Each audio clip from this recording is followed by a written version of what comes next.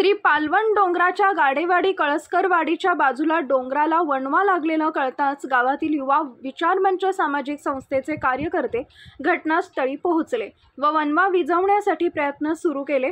सोबत माननीय उपसरपंच तुषार कदम यांनी वनरक्षक भाग्या भोये मॅडम यांना वणव्याची कल्पना दिली असता अल्प वेळात मॅडम व त्यांचे सहकारी आग विझवण्यासाठी पोहोच झाले।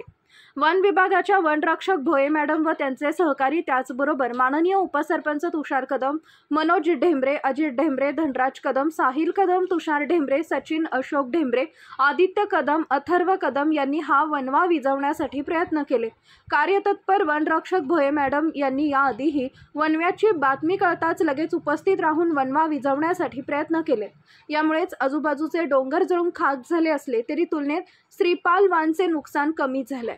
यासाठी युवा विचार मंच सामाजिक संस्थेकडून त्यांना श्रीफळ देऊन सन्मानित करण्यात आले। आपला आवाज न्यूजसाठी महेश शिंदे पाटील यांच्यासह संदीप जठार, गोंदवले।